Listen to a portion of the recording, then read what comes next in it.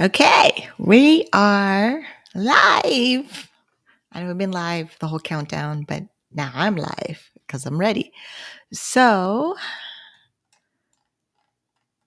welcome to Self-Employed on Ontario Disability Support Program, ODSP. Now let's do a sound check real quick.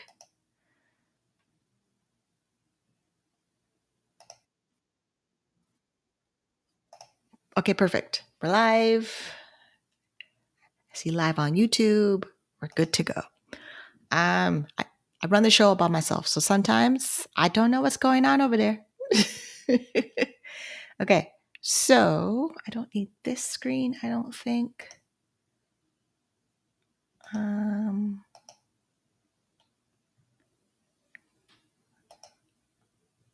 Okay, good. Okay. Oh, right. Goal of super chat. I'll host a Q&A. I did not set the super chat. I probably should have done that. We'll know for next time. Set up super chat goal. So Q&A session. We'll give it 1 hour. 10. Do 5. Let's start with 5. See goal. Okay, cool. Okay, goal ends in 1 hour. Okay, perfect. So, all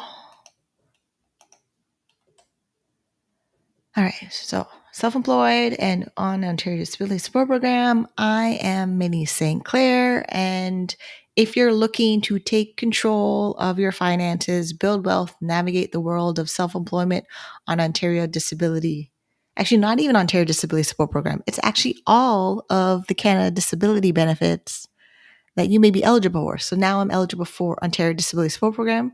Been eligible since 2011, April.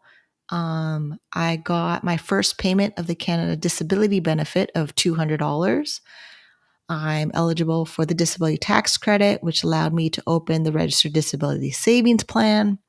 And I am 40 years old. And the reason my age matters, if I was 64 or had enough contributions to my Canada pension plan and eligible for the criteria of Canada Pension Plan disability, I would be accessing disability from the Canada Pension Plan, but I'm not eligible because my contributions for CPP total are $1,000. They still sit there. That's mainly because my self-employment income or employment income has been too low to contribute to the Canada Pension Plan. So we're working with Ontario Disability Support Program, the Canada Disability Benefit, the Registered Disability Savings Plan, and the Disability Tax Credit.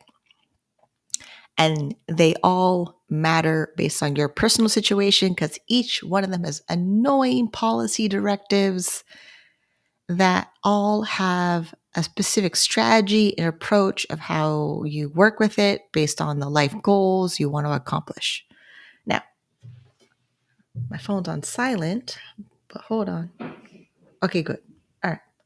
So, because I wanted to have the timer, I should probably put on Do Not Disturb because the notifications are going to bother me. No, not timer. Do not disturb. Focus. Do not disturb. Okay. Or work. Put on work. Okay. It's on work.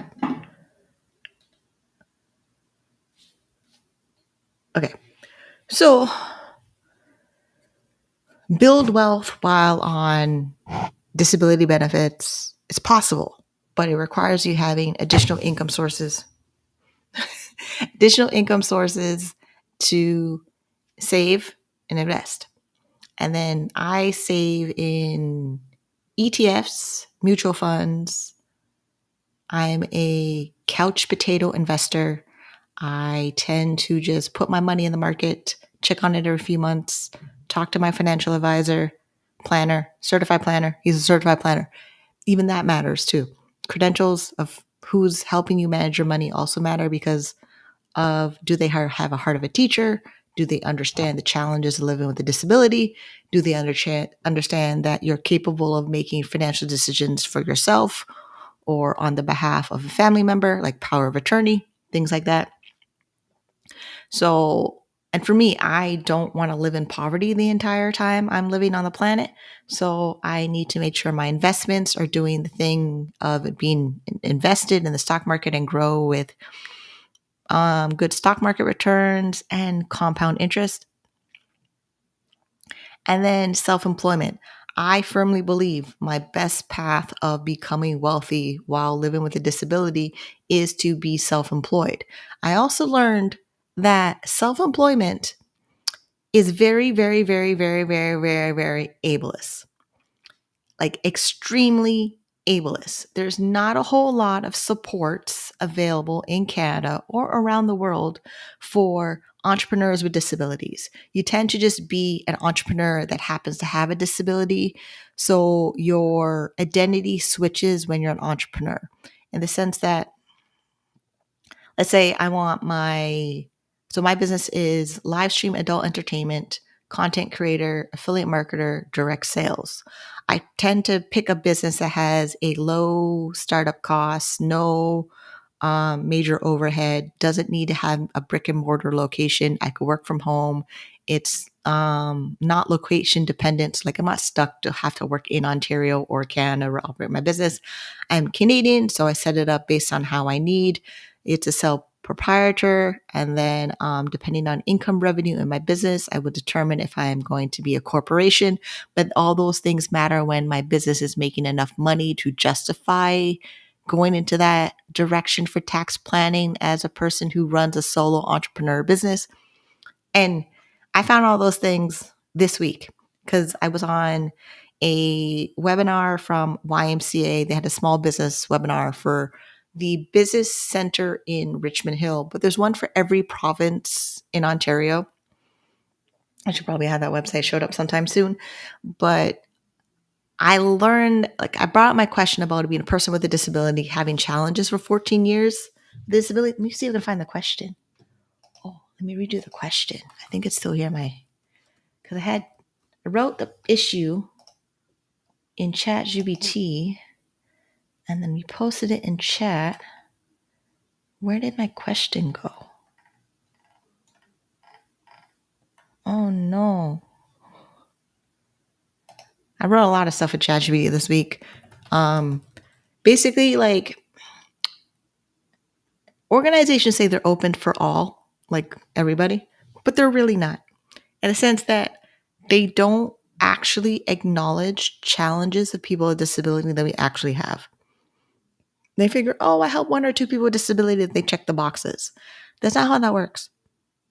It's just not how that works, because there is so many different types of disability. And oh yeah, July is still Disability Pride Month. So organizations tend to make a generic statement to acknowledge people with disabilities, but that's it. They don't actually actively do anything.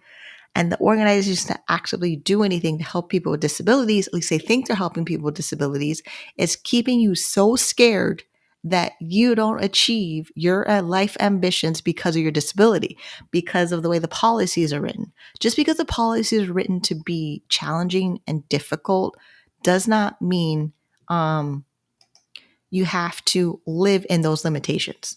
You can rise above every limitation in the disability policy because all of them attack.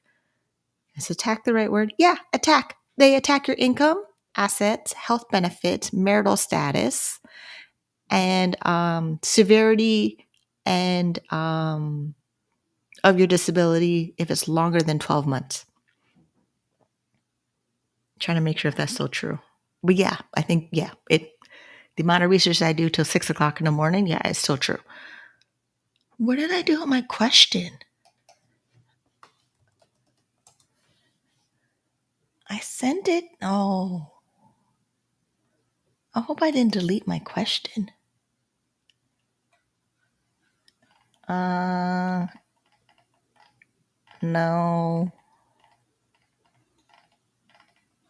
I might not find my exact question. Yeah, so I've been self-employed since 2003. March 18th, live stream entertainment, independent contractor, where I make commission income in US dollars and convert to Canadian dollars and fill a tax form W8BEN in the United States to make sure each company would pay me. And then I have to keep track of all those records to report them to the Canada Revenue Agency. It's an exhausting task. Yes, it is, but have to do it. Like, I legally have to do it, but then my survival depends on me doing it. And then I need to keep records and receipts for 7 years or so. ODSP hasn't confirmed how long I keep records or anything like that, but I kind of lump it up in the whole 7 year record keeping, which I haven't really found a good system how to do that, because some things are on paper and some things are faded and then some things are digital, and I'm going to have to work on a whole system to organize all my paperwork, to keeping track of all the documents I need to keep track of proving I'm eligible for benefits, or that's the right tax write-off that I'm claiming, or there's no overpayment.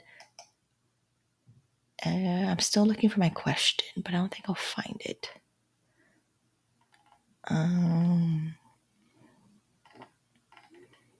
Okay, we're not going to find my question.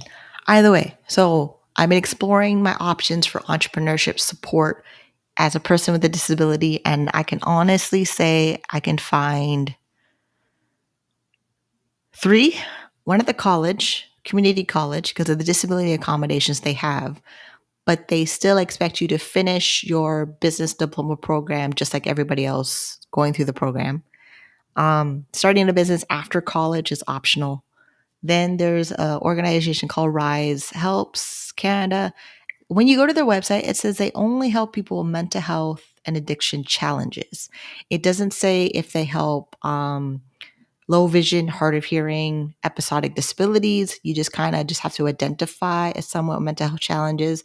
So I guess they assume that most of everybody with a disability is going to have mental health challenges. So they figure they covered everybody. And Toronto Business Development Center, but Toronto Business Development Center is a startup build your business plan type of program. And I learned through reading the policy of employment supports, they make money when you complete their program.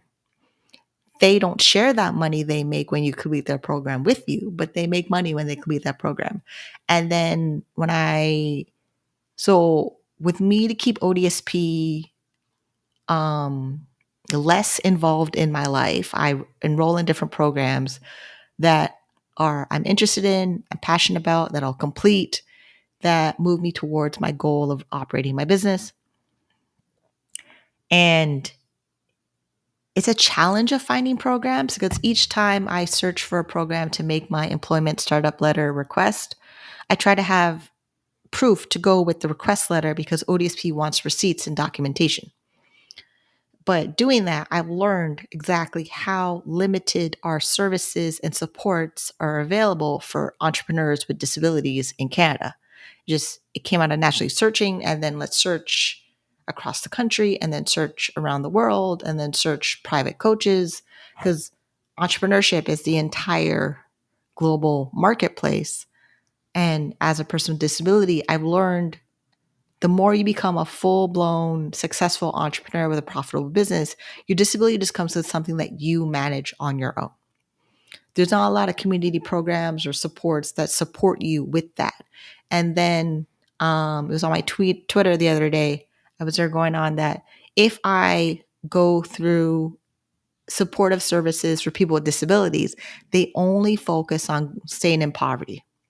They do, all of them, every one of them. And if you're there in the disability groups because you want support around your disability, you automatically get lumped into I cannot work, when you could be a person who does work, have a job, love your job, just have a disability and you're living with your disability and working in your job. But you become the average of the 5 people you're surrounding yourself around. So like, I want to work towards becoming a millionaire because of the whole Dave Ramsey baby steps, are pretty straightforward and I can get there. And with my net worth now at $100,000 and I stay on track with the financial baby steps plan, I will achieve that goal. But achieving that goal, and then you're in the disability communities that just focus on they can't work, it's too hard, they're on disability benefits, they're always depending on strangers and charities to help them, that mindset actually contradicts all the ambition and passion that you have. Yeah, it does. Wait, chat. Oh, hey, Fitness IQ Cam. I didn't look. I should have looked. But now here we are. We're looking. Um, yeah, so it's just a solo journey. It really is. Like now, if I want to continue on my goal, I have to very carefully search out accountability coaches. And luckily, the coaching industry has a lot of coaches out there who want to be coaches to help people achieve their goals and ambitions. But it's just not going to come from nonprofit organizations, which led me to give feedback to nonprofit organizations that claim to help people with disabilities and letting them know that I'm one of your clients that you claim to help and my needs are not met and I feel isolated and alone because I can't fully express what I need in your group unless I follow along with everybody else who in the poor me, I'm disabled, I can't work, which doesn't work for me because it's not working for me. That, where was it? Which email did I send? Oh, I deleted. I don't have them anymore. But yeah, I spent the whole like 3 organization nonprofits speaking with them that they don't have what I need. And only one organization, actually maybe 2, right? 2 now, 2 actively now. One I've been through and I graduated from their program and I'm no longer eligible for other programs that they offer because my business is not in a startup idea phase. It's in establish, needs to scale, needs to grow, needs to be sustainable phase. And to find supports around that as a person with a disability becomes 0. And I'm not looking to go backwards. Like to be eligible to certain programs because they compartmentalize your intersectional identity of a person with a disability, but then you're a Black woman, or you are a low income, single, Black. Like every time you look at how organizations claim they service people, they do one singular focus and then they exclude a lot of people. And then when you let them know you're excluding a lot of people, they claim that they only have a limited amount of funding to help a certain type of people. It's just this huge, ridiculous cop out. Or like I find a program, then the program is no longer running. Then I email them about the program. Then they tell me they lost funding to continue the program, which means they're only servicing people when they can chase the funding to go with servicing a certain type of people, which means they always exclude some people, no matter which way they do it. And I can't wait around for y'all charities to have funding to support me because now you're ready to support me. I have to move on. I have goals to accomplish. I need to build Team Mini. If you're not Team Mini, you did not make the cut. I need to find who's on the team. That's just pretty much how that works. So what did I talk about? I had notes. Oh, what's on deck today? I should really read my intro. What's on deck today? July benefit update, exit strategy. Today, action-packed episode, and trust me, you won't want to miss every second. This is episode 3 of my live stream Saturdays at 10 a.m. You might also start at 11 a.m. depending on my schedule, but I think I'll stick with the 10 a.m. schedule. We are deep diving into some serious, important stuff. July benefit update. So ODSP increase with inflation. The Canada Disability Benefit sent out its first payment. My exit strategy while building wealth. That is actually we added some stuff. So I ended up doing a 3-week money coaching course at my church called CAP Money Christians Against Poverty. Was that the book? Oh, it's here. Let me get the book.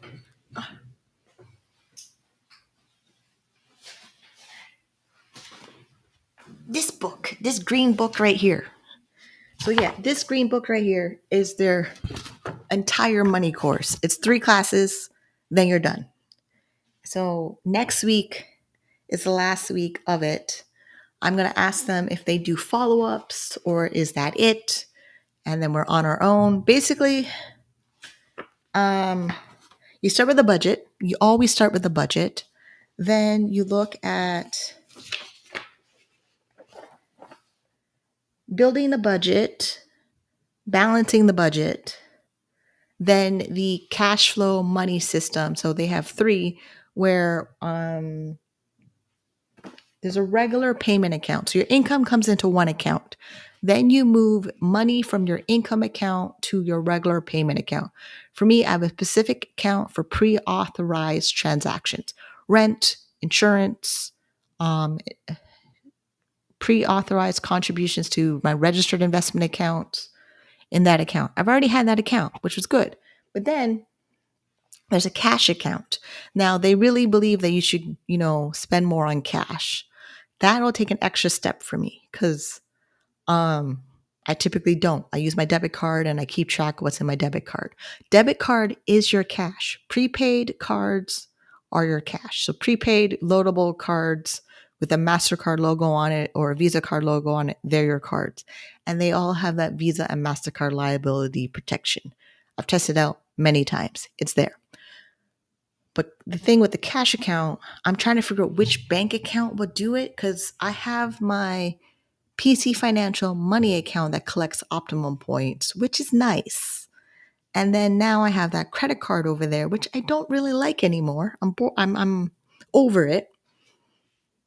But I can still collect optimum points at the grocery store with the normal PC optimum points card with my non-PC financial bank account. So I'm thinking of closing one of my bank accounts so I have less bank accounts to manage. Because if I'm going to spend more on cash and not really collect points, because the point thing is an extra thing to manage, that's just annoyingly overwhelming. I need to not have point collection in the budget because it makes no sense. Even though, yeah, sometimes with the PC Optimum points, I've gotten my full week of groceries covered by PC Optimum points. So I need to figure out what method we're going to use. If I'm keeping the PC money account, then I need to pay off and close out that credit card. And I'm not really worried about, close your credit card or lower your score. My score bounces back. 20 years of having my credit score, I've seen this thing bounce up and down like a yo-yo my entire adult life. I'm not really worried about it. Then there's an account for savings. So there's 3 accounts. Savings is also investing, depending on how you look at it. So like you're saving for short-term, long-term goals. Then you serve for retirement. Save for retirement. And then next week we talk about using cash. And then wise use of credit cards. So wise use of credit cards in this book is page 30. Moving to cash, use of credit cards. So the CAP money system is a cash-based system, but it doesn't prohibit the use of your credit card in certain situations. For example, when doing online shopping. Now, this course is a little old. It's from 2015. A lot of things have changed since then. But the principles of using credit cards are still the same. So like I have a $2,000 credit card, one of them. I have 4 in total, but we're going to go with a $2,000 credit card. I'm now learning that I need to keep $2,000 in savings ready. And then when I use the credit card, I transfer money over from that cash account to the credit card account. So that way I don't carry a balance. I used to do that system before and I somehow stopped, but we need to get back on it. This is also why I'm like, okay, I have 4 credit cards. They don't all serve me. I need to pay off 2 and close them and only keep 2 credit cards. And if I keep the 2 credit cards, it would be my oldest credit card, with the $7,000 limit, and then my second newest credit card or third newest credit card of $2,000, where I would have $9,000 of credit card availability once I pay off the other two cards. So I close two, I keep two, and then over time, the two credit cards were probably up to the limit of the total cards I have right now. Because spreadsheet, where's the spreadsheet?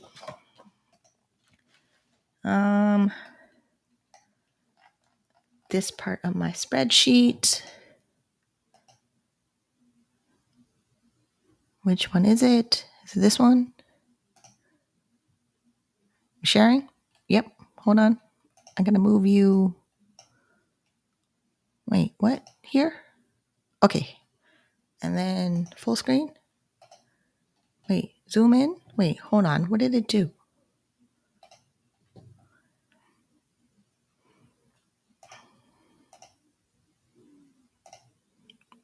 Okay, minimize. But I maximize. Oh, hide that.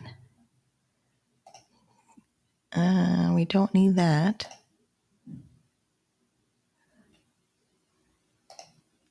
This?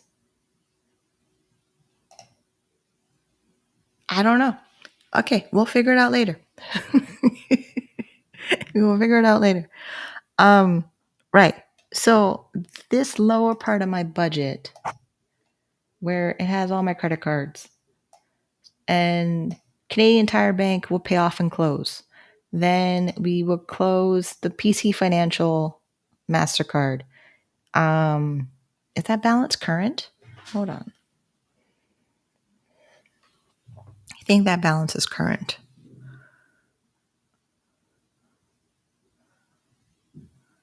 And then my disability overpayment balance changed also with the new increase.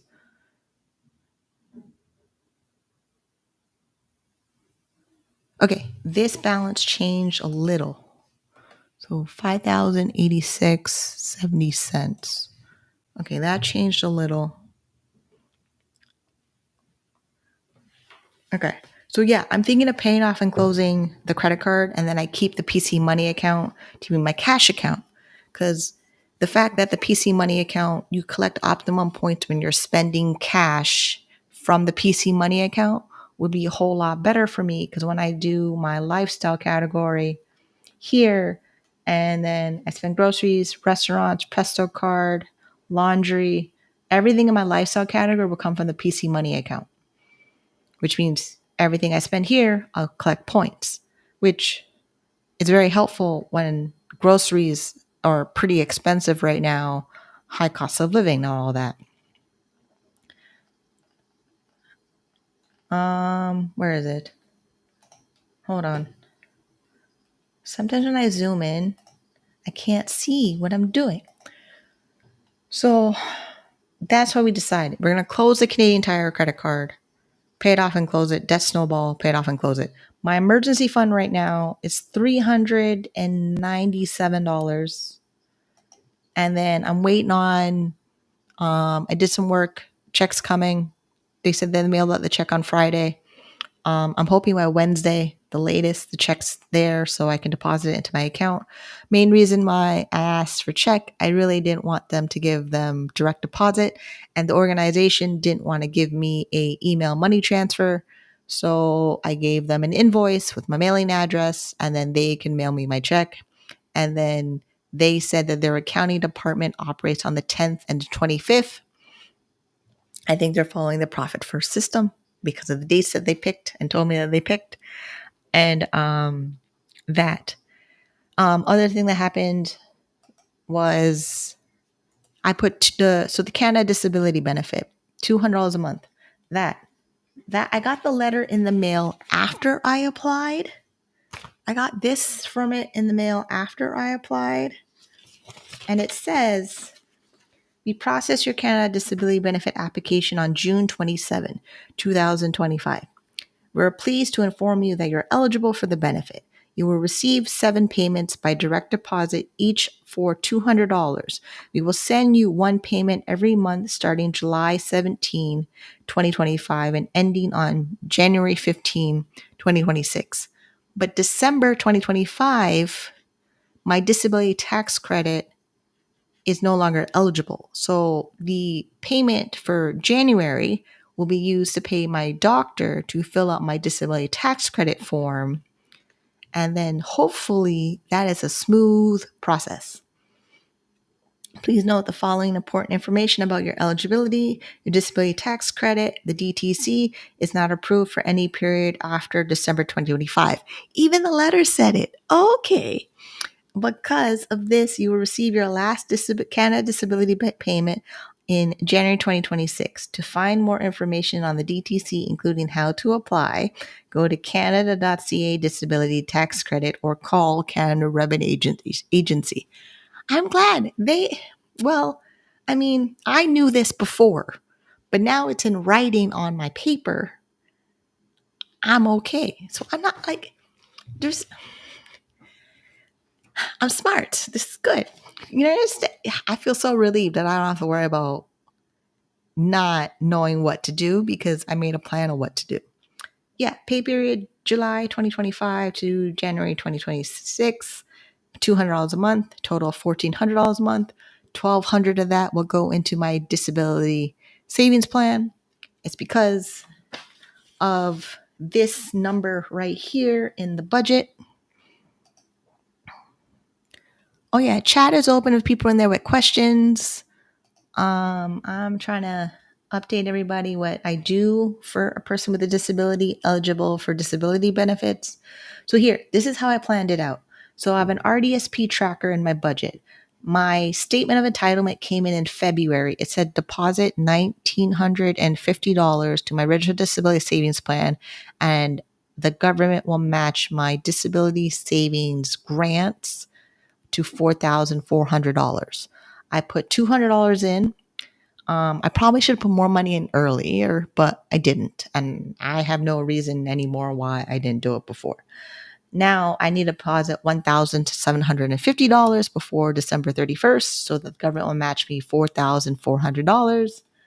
Where is that sheet I have in my budget that explains that match is 125%.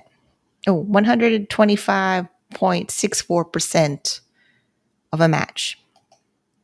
That's not going to happen anywhere else. Like, not even. Employers don't even match that much, I don't think. But I don't know. I've never had a job that gave me a match in my contributions to retirement. So that's how that one works out for me. Okay. Right. Network check. I don't need that one yet. Oh, yeah. This one. Okay. This. So this is the new version of, where is it?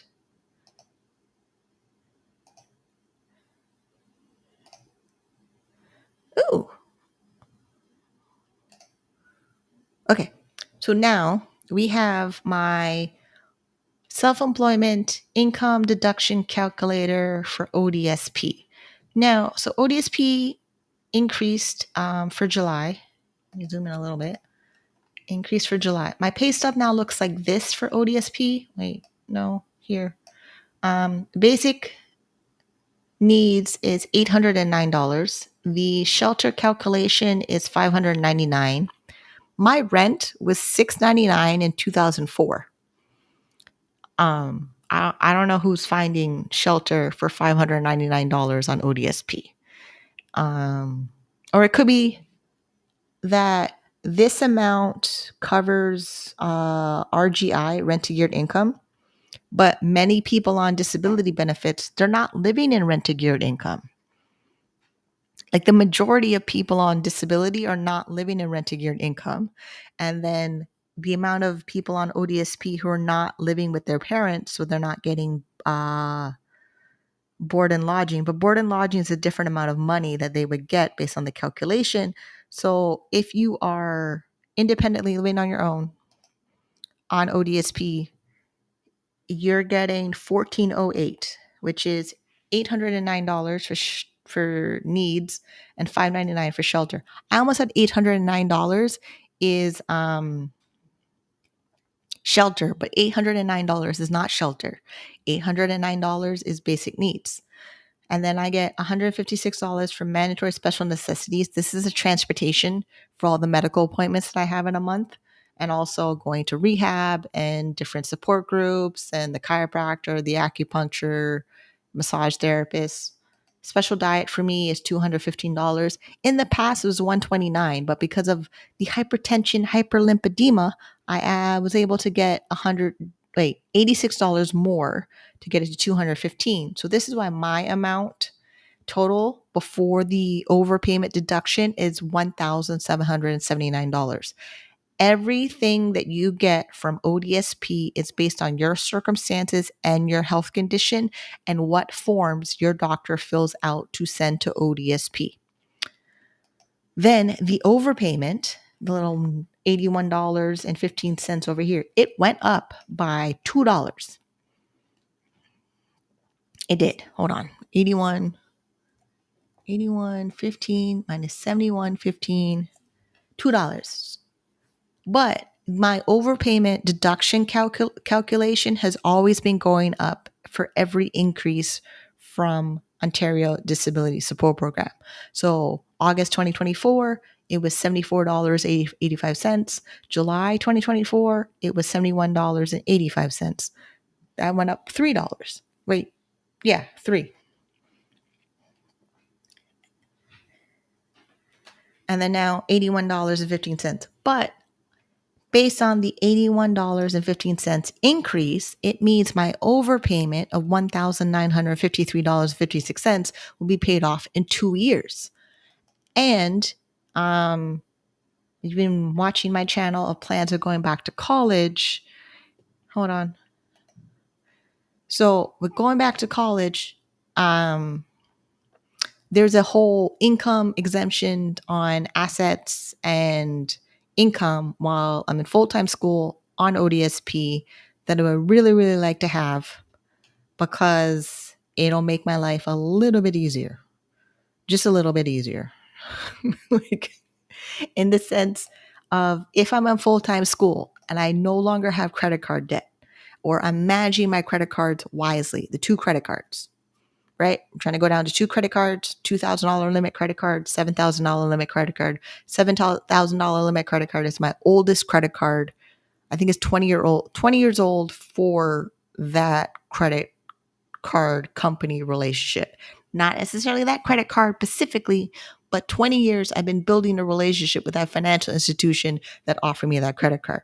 The second credit card, it's a brand new financial institution that I've been with for about 2 years that gave me a credit card very, very quickly once I opened that account. This is also why I'm not worried about credit cards. They know how to find you when they want to give you credit. So going to school full time, that will be policy directive 5.10. No, 5.18. Yep. Exemptions of earnings of post-secondary students. My goal is to cash flow college. I also narrowed down what programs I'd be taking in college. I decided that I would take human services foundations. That kind of gives me an idea if I want to be more involved in the social service worker, social work industry. I probably don't. And I thought about the disability studies bachelor degree. I don't really want to take it because of the requirements in the placement co-op to graduate. Don't want to do that. So I figure if I take human services foundation, it's a preparatory program for 1 year, $5,000, full-time student, full-time program. Then after I take business and finance, and I focus on growing my business as a business and finance coach for entrepreneurs with disabilities.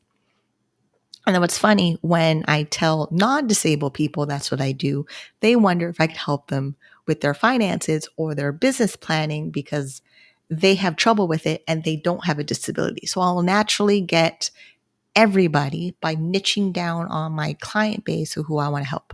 It's already been happening. Wait, keep it in the microphone. This should be in a good spot. I really talk with my hands. I don't know what to do. Yeah, just that. It's also too like me exploring my second career A lot of financial advisors from companies that have a recruiting part of their business model were contacting me. But when I really finally talked to someone who told me a deep dive of the requirements of being a financial planner with all the financial credential letters beside their name, that's like a full time job, even as a part time job, because you have to stay up to date with all the regulations and manage people's portfolios and get like follow up with them and make sure that they're involved in managing their money, and then making sure that when the stock market shifts, you're able to inform the clients about their portfolio. And then to make it full-time income or even part-time income kind of takes full-time time. And what I do already, I'm already doing 40 hours a week or more. Like planning this whole episode every week, full-time job. My whole schedule already says I have to plan an episode for the live stream 2.5 hours Monday to Friday. I don't work Sunday. We took that off the schedule. And that took a lot of planning of doing that, trying to make sure that I work 6 days a week. Almost every minute of the hour from 5 a.m. to midnight, I'm doing something for work or house or me or medical appointments or Zoom meetings or networking or grocery shopping. Like even today, I'm going to just order groceries online and have it delivered between tomorrow and Monday and call it a day.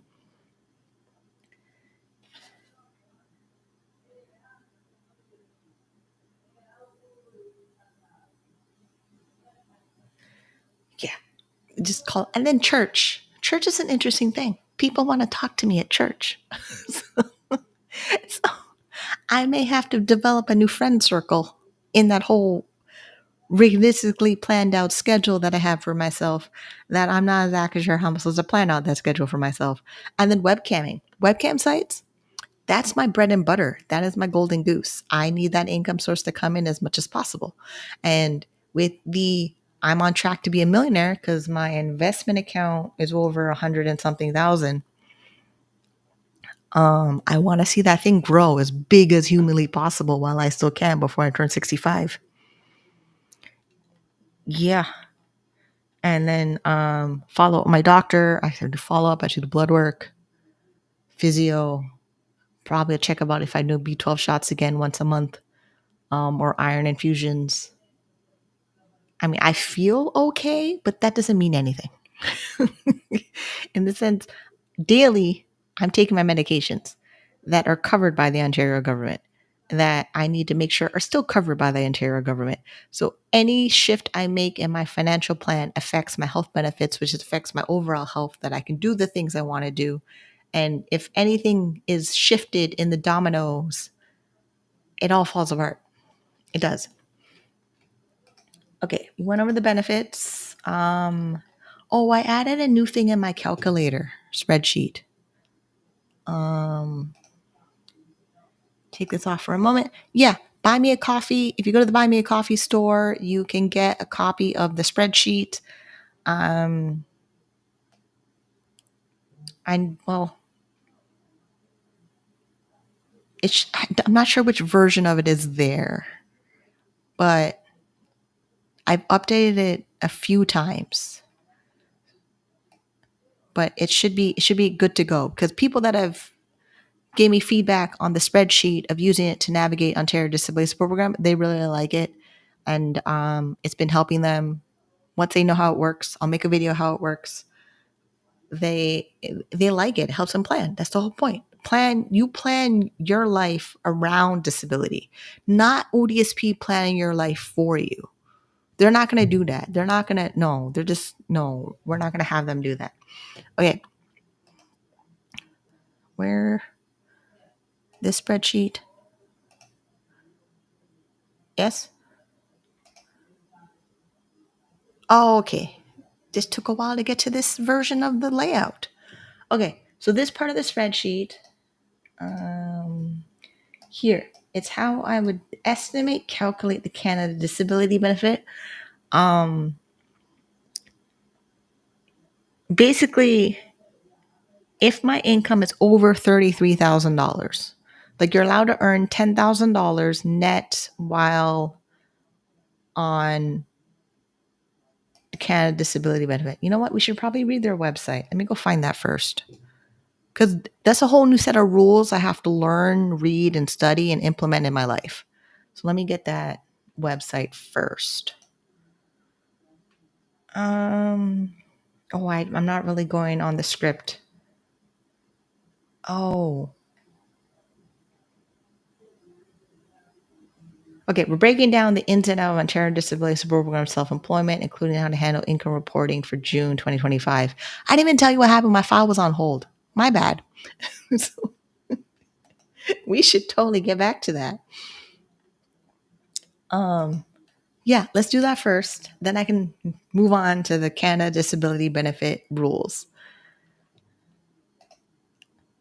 I don't know. It's by myself. You try to figure out how to organize the show. Okay, so July 17, ODSP sends me a letter that my file is on hold. It caused a huge panic because the letter claimed that I didn't report my income, but I report my income every month at the 7th of the month for every income I earned in the previous month. So reporting your income by July 7, you're reporting your income you earned in June 2025. I did that. So I'm resubmitting my income information for June 2025 reporting period originally submitted on July 7. My file was placed on hold in error. The report included honorarium $150 from Shea Community Foundation, exempt under ODSP policy directive as a gift, section 5.8, gifts and voluntary payments. Then I reported my business income as $0 because Shay paid me for a consultation, but they paid me as an honorarium. So then ODSP didn't see it as part of business income in my business. They saw it as an exempt asset under $10,000 in a 12-month period. So then, according to ODSP, my income is $0 instead of $150 for the month of June, reporting for July.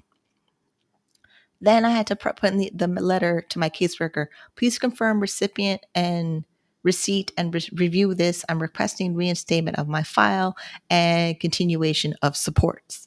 Now, we're done with this letter. We don't need to read this anymore. Wait, hold on.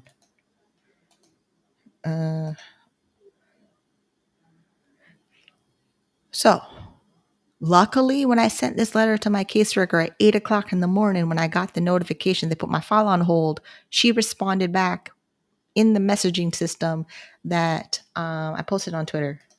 It's a pinned post for the longest time. Please tell me it's still there. I don't want to log in and read it. Oh, I removed it because I pinned the live stream on my Twitter. No. Actually, it doesn't even matter. So she emailed me back that my file is active and everything is good, which means we're back to our regular scheduled programming of navigating disability benefits and entrepreneurship all together now. Which means we're back to the budgeting. We're back to planning the 5 business bank accounts, which are I have a taxable profit account where I put a portion of my business revenue into my taxable investment account. 10% of my business revenue goes into that account. Reason being, that is my FU disability money. Don't worry about it. It's not that big. It's only $160 right now. Then I have owner's pay, where I take a living wage out of my business. Right now, that's set at 25% of business revenue. Wait, I probably show you the whole breakdown spreadsheet chart. And I know I didn't talk about the Canada Disability Benefit rules, but it's just part of the process. Not this. So owner's pay, 25% of my business revenue. So if the business made $40,000, this is how it break down. 10% would go into my profit taxable account, where it would be passive income in the future, probably retirement income, or it'll help me launch my foundation, or it would help with paying down a mortgage, whatever it is in the future from now, age 40, until age 65, give or take. Because 64, ODSP is still going to have me move on to old age security, guaranteed income supplement, and CPP disability. So the way I see it, I invest a portion of my business into a taxable investment account. Yeah, it might have taxes on it. I'm not worried about it. I'm really not. Whether I owe an overpayment to Ontario Disability Support Program or I owe something to Canada Revenue Agency, they have to document what that is and tell me that number. And then I have to document what I'm doing so I can pay a portion of that. And then maybe they give me, like, if they calculate it wrong and I can prove they calculated it wrong, there's a good chance they pay me back of the mistake. That's what a whole bunch of lawyers are for. I'm not worried about it. Taxes, income taxes, CPP contributions, GST, HST, 30% of $40,000 goes in there. It's not mine. It's the government's money. I can't really do anything with it except put it in a bank account. And when they say I owe them money, I log into my bank account and click on bill pay to CRA and I pay them. And then I call them and spend the 3 hours on hold making sure they got their money so then I can check it off my list of done. Business operating expenses. I changed that to 25% because my net income is calculated from income minus expenses. So it may even change to 30%, but I think 25% I'm making sure my business has that business expenses that are business expenses that are for the purposes of generating more income in my business. And then I have to make sure that I separate all my income streams of part of my business because it's 3 businesses and a lot of paperwork and I don't want to do them all. And I probably have to hire an accountant or a bookkeeper to do it so I can organize everything. Business savings, 10% goes to business savings. The business savings reinvest things into the business that I need for the business. So the YouTube studio, the podcast, the microphone, the lighting, hair and makeup, advertisements. Wait, will I spend No, that's expenses. Marketing comes from expenses and business savings is reinvestment in the growth of the business so we can make more money. It feels like they're both business expenses, but they're not. Because one is like in the future, we're going to save and buy up a new camera, which cost me like $2,000, give or take, for the camera. Then lighting. Lighting could be anywhere from like a couple hundred to a couple $1,000s. Then the microphone. This microphone setup I have here was pretty affordable, but I may want to invest in the more expensive one. And then furniture in my living room. Everything in my living room is a YouTube studio, live stream. Half of everything in my bedroom is a live stream for adult webcam. So I'm pretty much living in my studio that is for work and I live here. So it's like I'm paying rent to be in my workspace. Pretty much the way I see it that way. And then we have a whole separate calculation so I bring home my personal income, which is the living wage owner's pay, which was 25% of the business revenue, which works out to be $10,000 for the year. Then we tithe 10%. Giving to the church is also a tax write-off, so I have to keep all the receipts for that. Housing costs, $4,000 a year. The reason that number is so low and not the actual amount of my housing costs, which is $995, is roughly $12,000 for the year because ODSP still pays my rent. I report to ODSP either monthly or annually, depending on the caseworker that's assigned to my file and how they want to process the paperwork for all of my expenses for rent. And then while my ODSP file says active like it does right now, then they will issue me the payment, which they are on July 31st to pay my rent. It's a lot of things you got to remember that I remember that you don't have to remember because they're not yours. They're mine. 25% goes to lifestyle, which I think is a good amount. I put in there the budget, $3,000 a month for lifestyle, which means I have to increase this. So if I'm going to take home $40,000 of 25%, I think, oh, no wonder I had this number at 240. If the business is going to pay for all my living expenses, the revenue has to be about $240,000 a year. Then I take home $60,000 a year. Then I can live off of that and not be on Ontario Disability Support Program.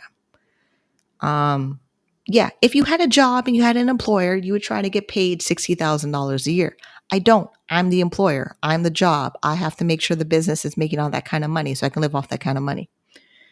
Personal savings, 10% of that, that's $6,000. Then my registered investment accounts, that's a registered disability savings plan, RSP, TFSA, first home savings account, that's $9,000 a year. It may be more, it may be less, we'll figure it out. But that's pretty much how I calculate my allocations for business revenue. So I don't have to really think about it. Everything goes into a spreadsheet and then it goes into a budget and then I just follow what it says. Almost the same thing like disability policy rules. Um, it's just pretty straightforward for that. Like on it, like really, it just is.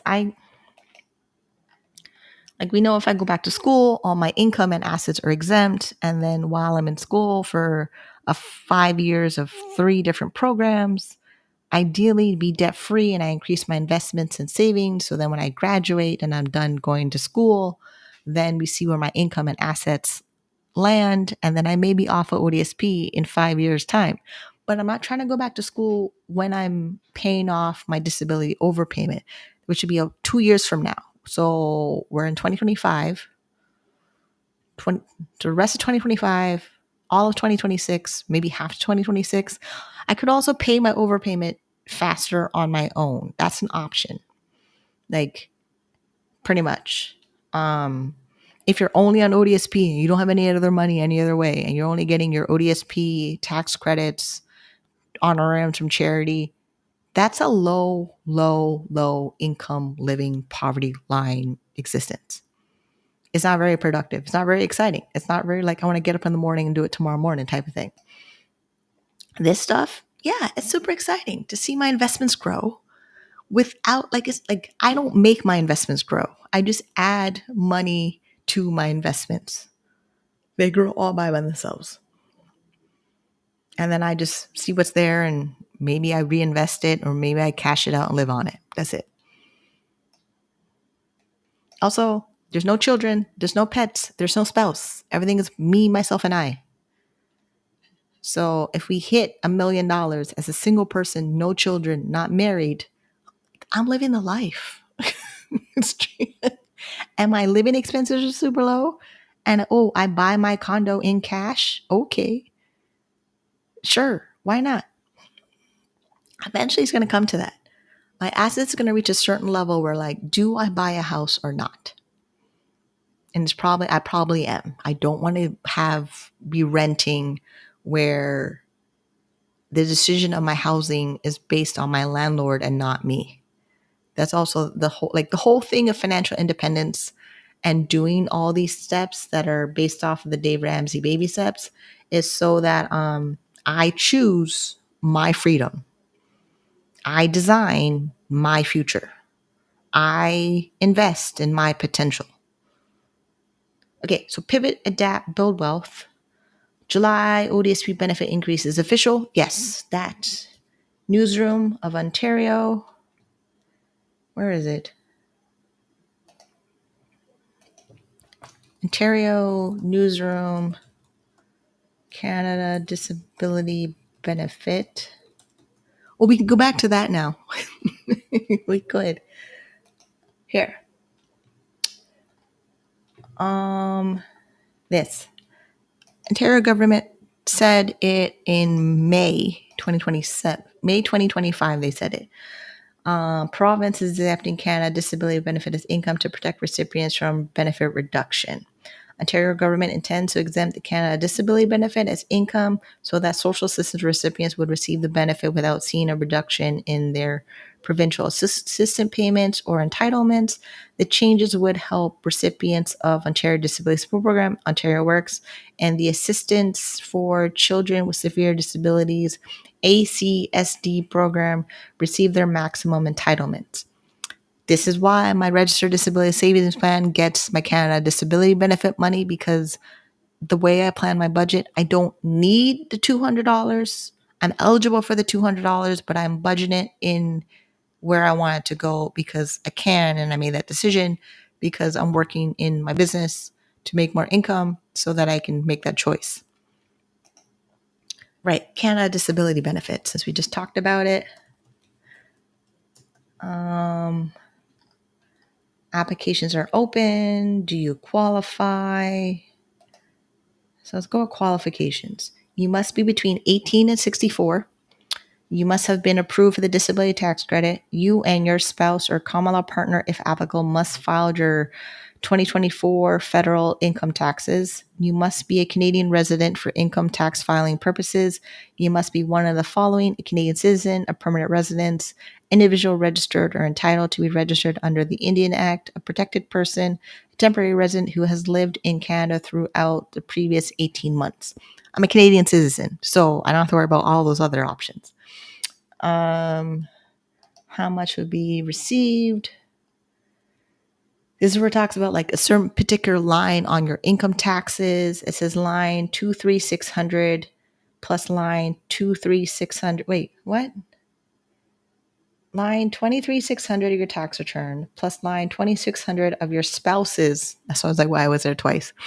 Of your spouse or common law partner's tax return, if applicable, minus any universal child benefit, registered disability savings plan, income received of line 11700 and line 12500 of your or your spouse's common law. See, I'm single. So reading all that extra stuff in there, it's just noise in my head. I have to worry about my family net income of line 23,600 on my tax return. Great. Then plus any UBC, that's child benefit. I don't have any children, don't have to worry about that. But then it says registered disability savings amounts on line 21,300. I'm not taking anything out of my registered disability savings plan until I turn 65. So we're not worried about that either.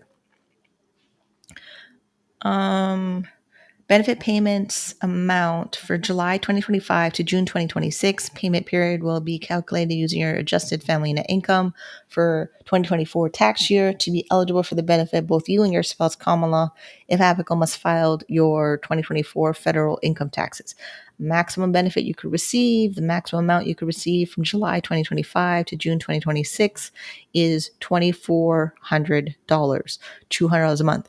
We already know my letter. I read it earlier. I'm getting $1,400, 7 payments from July 2025 to January 2026. They already know that my disability tax credit expires. Your disability tax credit is not approved for any period after December 2025.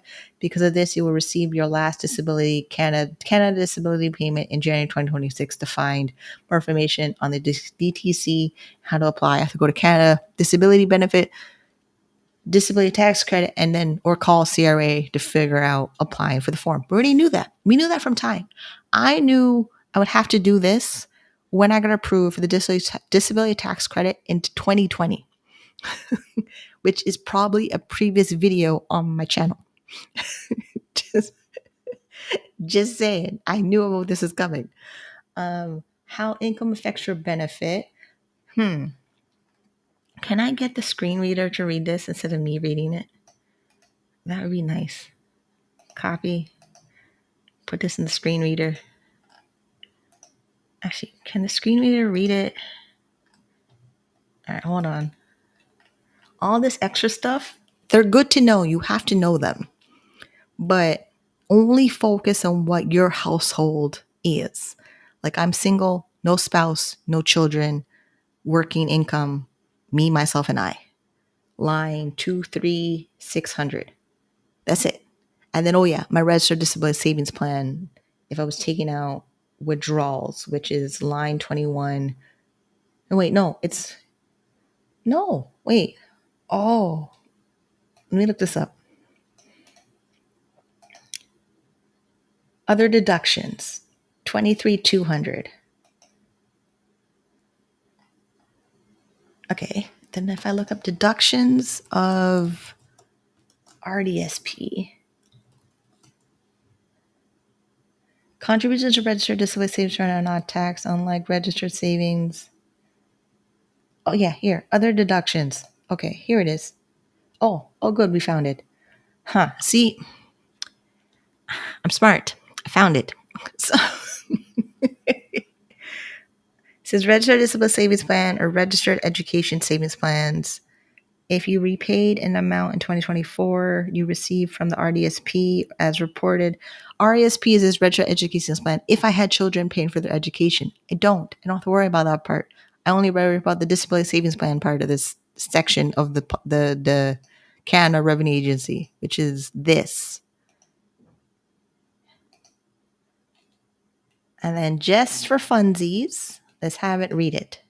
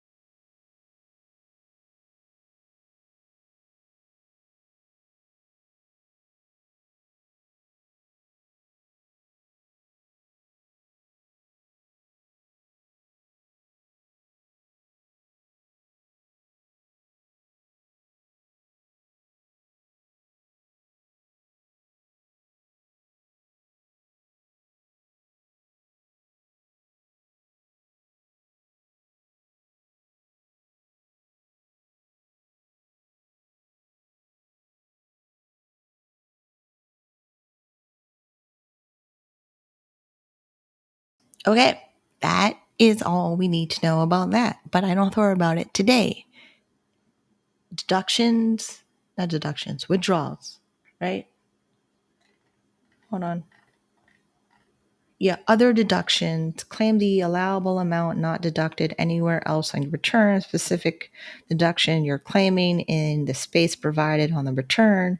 The claim deduction, losses, credits. Payment amount, repayments have included, legal fees, other deductions, completing your tax return. Yeah, all this stuff, nice to know.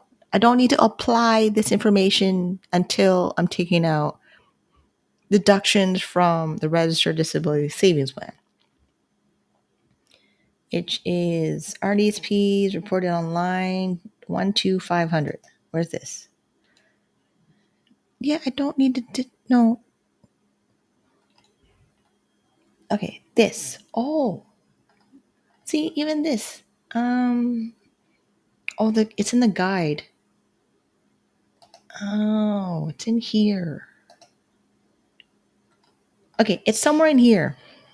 So the Registered Disability Savings Plan has a full guide, user guide of how to use it. And then withdrawal, rollover, transfers.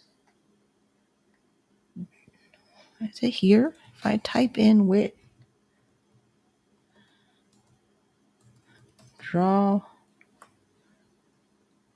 Oh, it says withdrawal in here like, okay, withdrawals. If the RDSP withdrawal is a specified disability savings plan, we're not doing that one, I don't think. Yeah, all of this happens when I'm 59 going on 60 because I have to take it out the year I turn 60 of December. See, since Paul will be 6 years old in 2044, the grant can be paid on contributions from 2024 to 2033 until he turns 49. Yeah, I turned 49 9 years from now.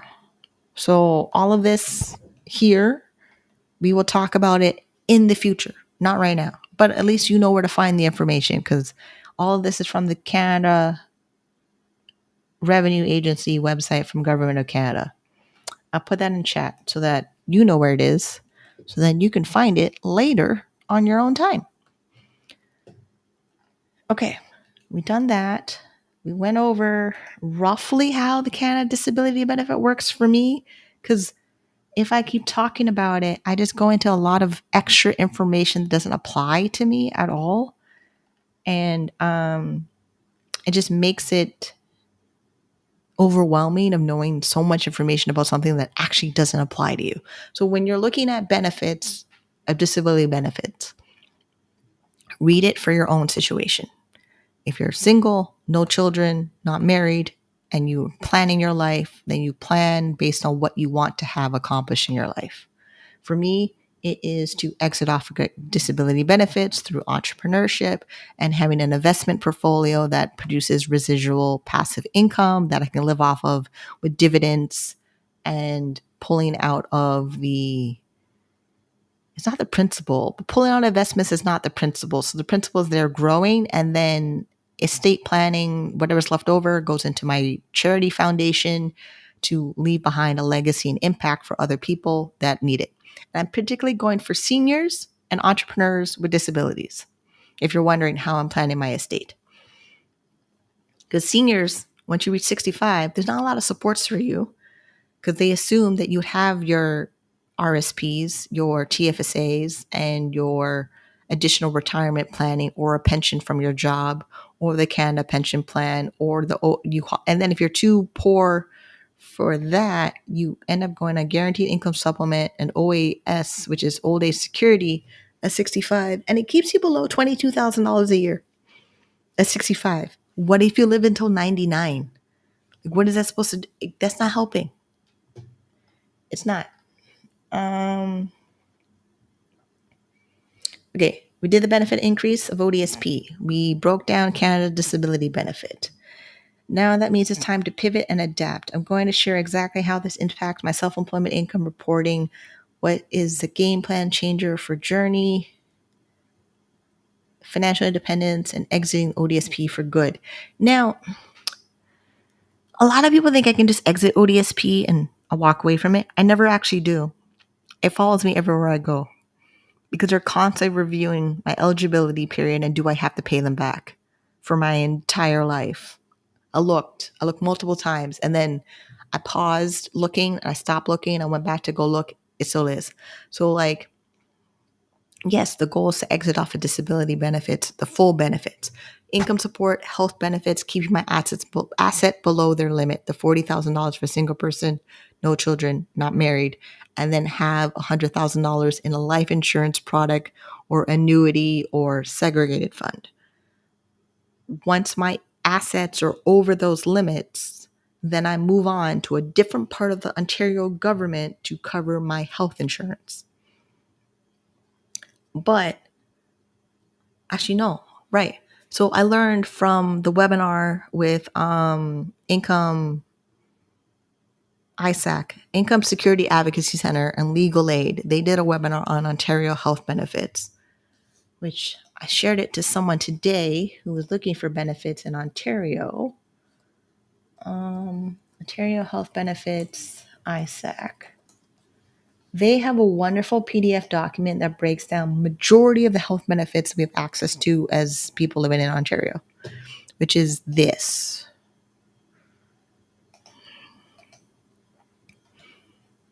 Okay, it's this. Let me zoom in here. And where is it? Fit to page. But I want it to present. There we go. So they have this.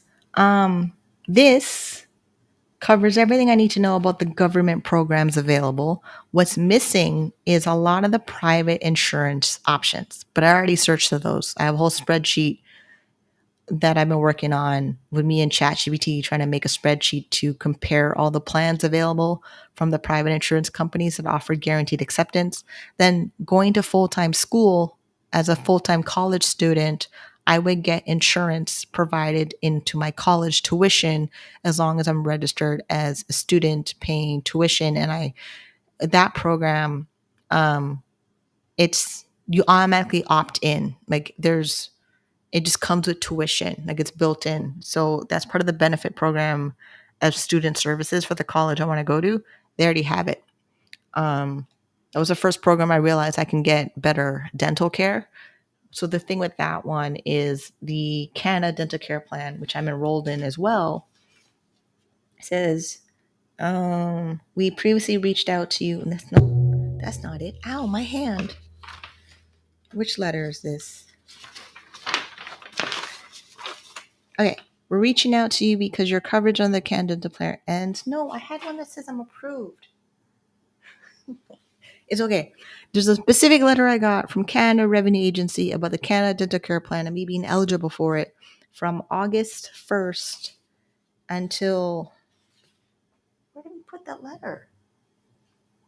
I can't even find it. It's in a pile somewhere. But yeah, I'm eligible for that one, the Canada Dental Care Plan. So the Canada Dental Care Plan will stay in place until I decide when I'm enrolling in college. Ideally, we want to be debt free, which will be actually, no, I figure when I'm paying off debt faster.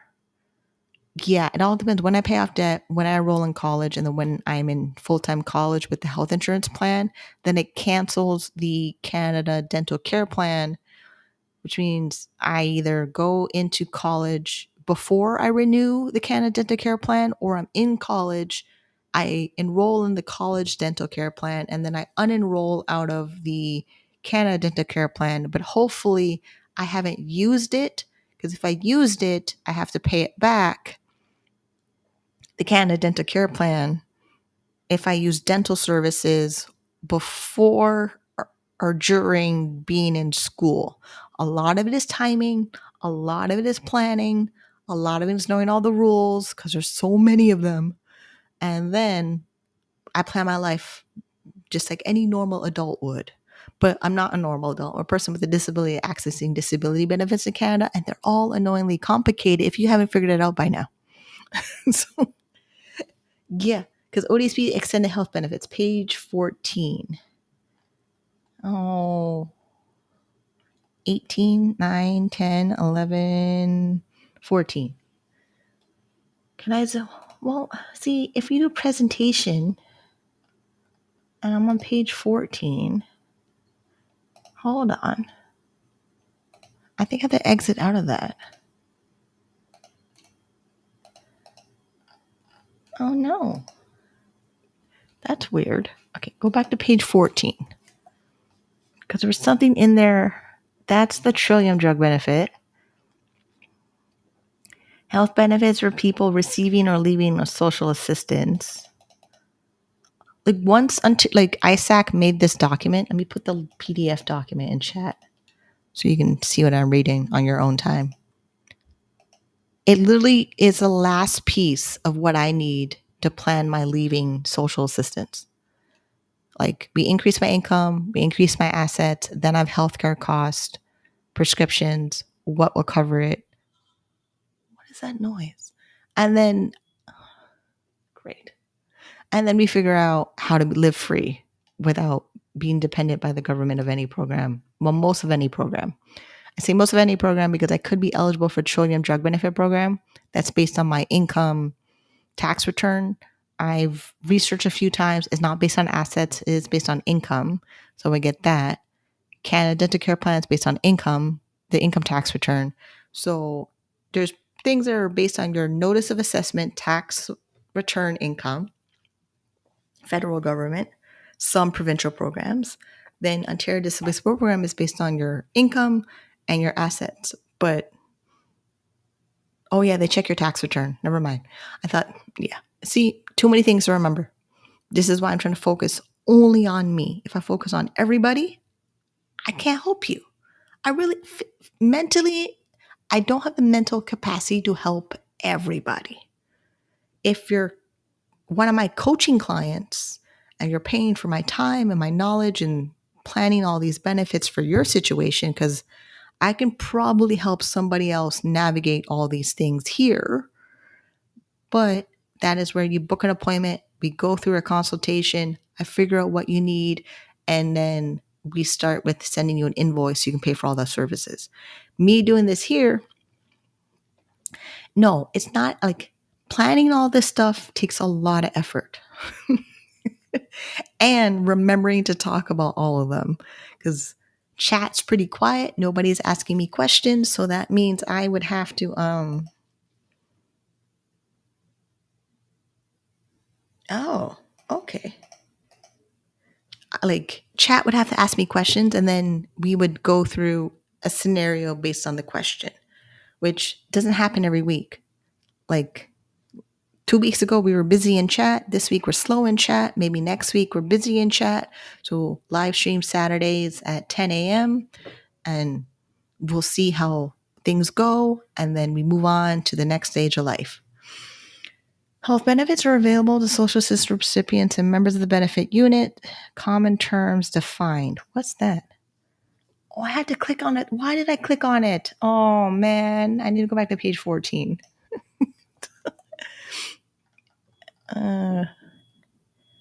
You can find more information from the Ministry of Children. You don't even know what I'm reading. Hold on. I'm reading the Ontario Benefit Health Guide from ISAC, Income Security Advocacy Center.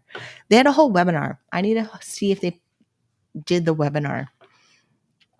People receiving income from the Ontario's two social assistance program, OW's Ontario Works, ODSP's Ontario Disability Program, get 100% coverage for prescriptions. That's not true. Not everything's covered. We learned that already with my prescriptions. They cover 100% of my birth control and my bipolar medication. They do not cover 100% of my multiple sclerosis medication. I had to get that applied and approved in Exceptional Access Program, but it's still in the Ontario Drug Benefit Formulary. This includes all drugs covered. So ODSP will say they're covering 100% because ODSP is a giant network of different services provided in Ontario. A caseworker should know where they all are, but they don't. So when they don't know where they are, like Exceptional Access Program, Assisted Device Program, what's in City of Toronto, what's in City of Kingston, like your caseworker should be able to direct you where they are. But since they changed the role of caseworkers in Ontario Disability Program to just be persons who check for eligibility and fraud, they don't help you navigate the whole entire network of services we have in Ontario and in Canada across the country. This is why we ended up doing the YouTube channel, because they dropped the ball and trying to find all the things, and I had to go pick it up. ODSP and OW also provide some coverage for other health benefits, including beyond the scope of this resource, like hearing, surgical, incontinent, diabetic supplies, medical devices, batteries, repairs, funding for transportation and medical appointments. That's the medical necessities form they're talking about here. And it's also the assisted device program and the exceptional access program, which I don't know if they're listed in this document, but you'll find it as you search for what you need. It's just what I discovered for myself. Dental benefit. People exiting social assistance due to income from other sources are often concerned about losing their health benefit. Yeah, that was my biggest fear. This can be a major barrier to leaving social assistance. Both Ontario Works and ODSP have policies that allow some former recipients and their families to keep their health benefit even when they're no longer receiving money from social assistance. Important to note, for all of the programs below, a person must prove they or their family member were eligible for continued health benefits in the month after they last received money from ODSP. 3 programs allow people to keep their benefits when they exit social assistance. ODSP, Extended Health Benefits, is the most comprehensive of the 3. The other 2 programs are ODSP Transitional Health Benefit and OW Extended Employment Health Benefit. Why would they put Extended Health Employment Benefit? Would be so much better. OW and ODSP extended health benefits. A person may be eligible if they're no longer eligible for money from ODSP. I want to see it's ODSP. Yes, if you're on Ontario Works, you're included, because Ontario Works was the base of the welfare program. And then they made Ontario Disability Program to support the overflow and the demand of people with disabilities. And all they did, they trained some of the caseworkers who deal with Ontario Works and moved them over to ODSP. This is why sometimes you get treated like you're on Ontario Works when you're on ODSP, because they're all connected in the same ecosystem. Because their income from other sources is higher than ODSP amounts. They have high average health costs and meet the criteria of 1 and 2 in the month after they received money from ODSP. Oh, these two for those two. Okay.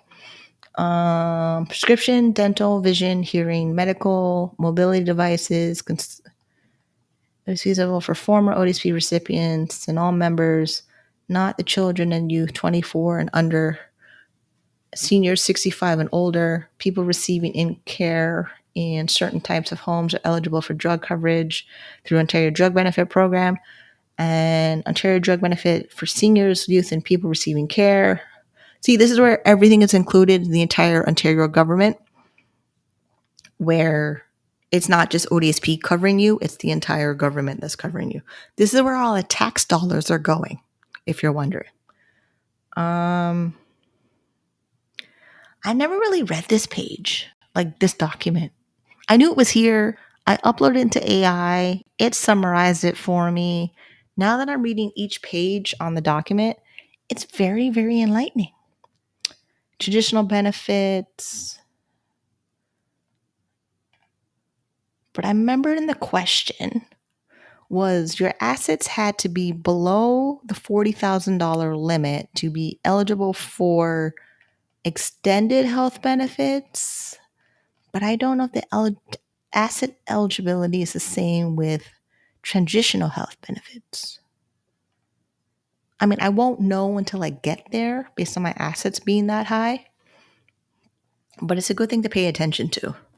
Because once I reach Dave Ramsey's baby step 4, investing 15% of my income, and if my, like me putting 10% of business revenue into my taxable account, that's going to grow whatever it's going to do. I'm going to let it just do its thing.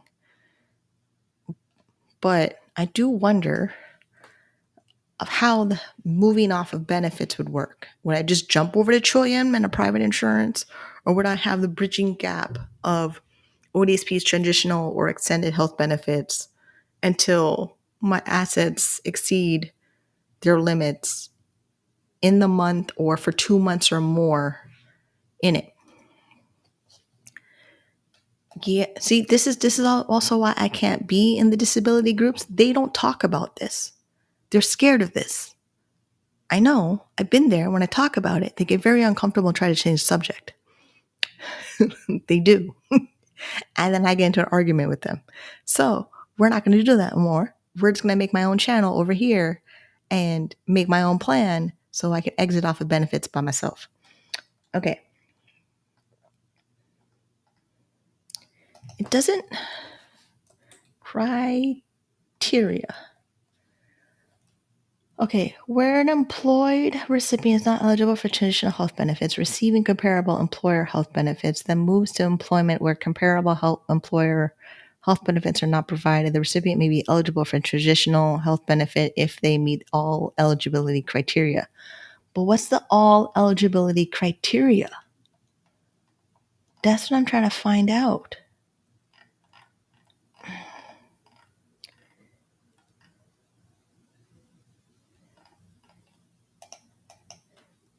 Criteria. Okay, what if I Google this? Would it find it?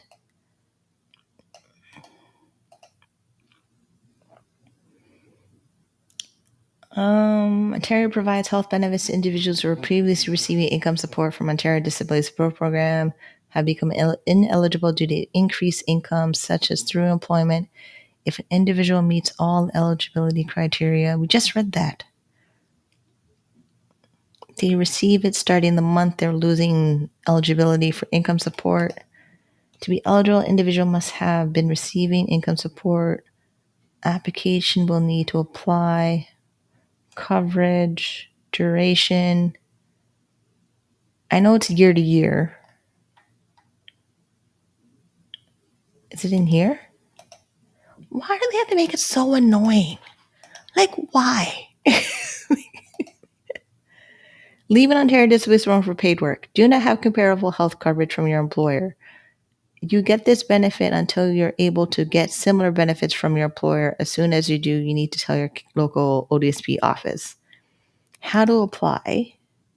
Your worker will first determine if you're not eligible for extended health benefits. Your worker will then determine whether or not you're eligible for transitional benefit. You will receive a letter to tell you if you've been approved. If you do not qualify, you can apply for Trillium Drug Benefit Program for your prescription drug costs, which means I can try it.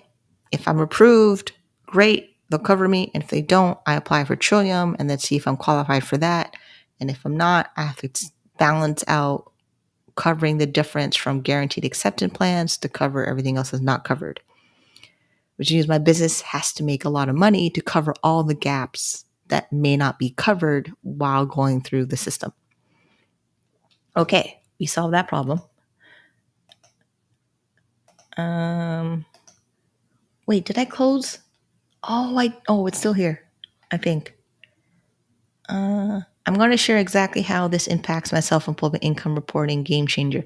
That's going back to the spreadsheet real quick. And then I think we're done on that section. Sneak peek behind the curtain of how I'm updating wealth building strategies. Yeah, we did that. Dave Ramsey baby steps. We talked about it, how I need to pay off all debt. My emergency fund is at $397. I have to put, where is it? 400 and, oh, right. Okay, $602, but I know I have a check coming for $300. I'm going to put $200 of that into my emergency fund, and then $100 I'll keep for groceries. So then I have to work my own income and deposit $400 into my emergency fund to get it to $1,000. Dave Ramsey Baby Step says, babysit one and save $1,000 of a starter emergency fund. We will do that. Then the cap money system, which is the regular payment account, which is pre-authorized transactions, then my cash account, then build savings, live off of cash, use credit cards wisely, which the way I see it, so Dave Ramsey Baby Steps is about never using credit ever again, while the Christians Against Money coaching program is using credit wisely. Between Dave Ramsey's Christian-based program and my own church's Christian-based program, using the both of them, I think I cancel out Dave Ramsey's No Ever Use Credit, because my church's program, the CAP Money course, the Christian Against Poverty program, I should share the website what it is. Christian Against Poverty Money course. It's this. So yeah, my church has this program, and it's only 3 lessons. It's very fast. It's about 2 hours, some discussion, a little bit of workbook exercises, and then you're in by 7, you're out by 9, and they hope you have a good handle of how to manage your money, and then you come back and do follow-up. I'm hoping there's follow-up. If there's not follow-up, it's fine. I'll find out next on Tuesday if there's follow-up. And also this program is around the world. I'm trying to figure out. So if you don't like Dave Ramsey's program, you can take this program and you accomplish the same thing. Overview, money coach training, who we are. Okay, I'll put this in chat too for people. That way you have a good resource of get a handle on your finances. And then if you're on Ontario Disability Support Program, you would come back here whenever I do a live stream and we figure out a strategy for that. Cat money course, 3 bank account approach. Because I live and breathe this every day as an entrepreneur managing chronic illness and disability benefits, I'll reveal the 5 bank account system a person live by design specifically for people. No, there's multiple bank account systems I use. there's actually 8 in total, but I also add bank accounts depending on the purpose of the bank account. So 3 bank accounts for personal, 5 bank accounts for business, but one of the bank accounts in business is personal. So they're interconnected. And I was trying to make a flow chart of that in Canva, but I have to work on it. Maybe I'll have it available next week. So the 5 bank account system is Donald Miller's 5 bank accounts, which is you saw the spreadsheet. I did it earlier with it, but I'm putting in chat the Donald Miller article where I learned the 5 bank accounts. So that way you know where I'm getting my information from and why it works for me. So that's in chat. Donald Miller's 5 bank accounts, which he has a nice little infographic to make it a little bit easier to understand. Why do I have so many bank accounts? This is why. I'm self-employed. So the operating account, my taxes, my business savings, owner's investments, and owner's personal income. Owner's investments is my investment account. The 10% goes to my taxable account, but then I have 15% of my income going into registered retirement accounts. So when I bring home my personal income in my business, to me, that's gross income for my personal. Then I take 15% of that, I put it in my RSP, TFSA, disability savings plan, and first home savings account, the 4 accounts over there. So the business has 2 investment accounts and the personal has 4 investment accounts. RDSP, RRSP, FHSA, TFSA. Yep. And there's no children, so I'm not doing the RESP. And if the government makes another account, I'm going to lose it because there's just too many accounts to remember as it is. So yeah, this is Donald Miller stuff. No, I'm not sponsored by them. I just use their frameworks to make my life easier.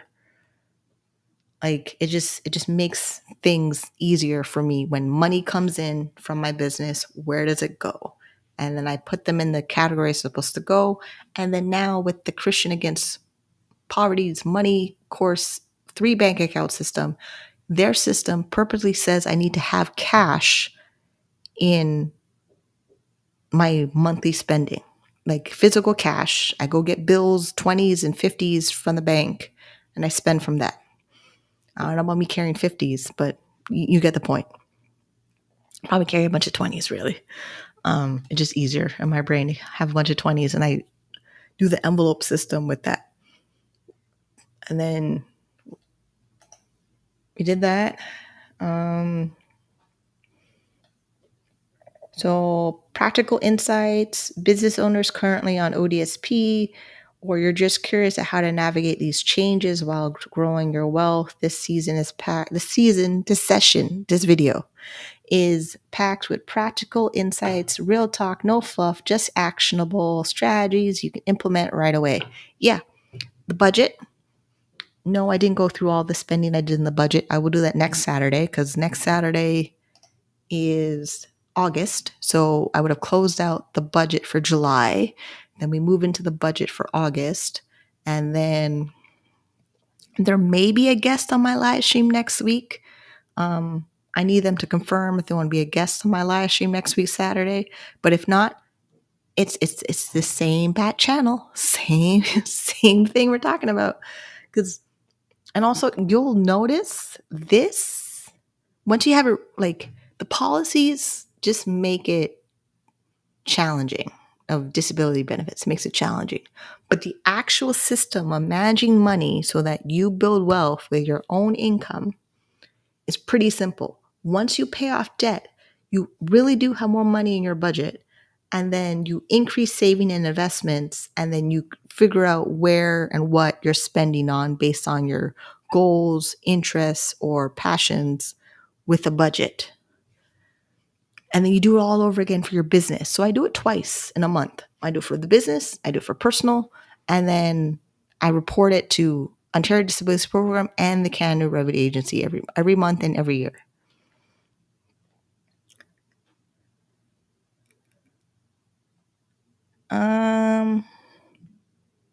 Yeah, questions. I mean, there wasn't a lot of questions this time around, but if you're on the replay, please put in chat your questions. That will help me plan out next episode so they sound a little different. Be nice, because my method is the same thing every week. Like, honestly, like fish on Fridays, meatloaf on Wednesdays, pizza on Tuesdays. That's it. Um,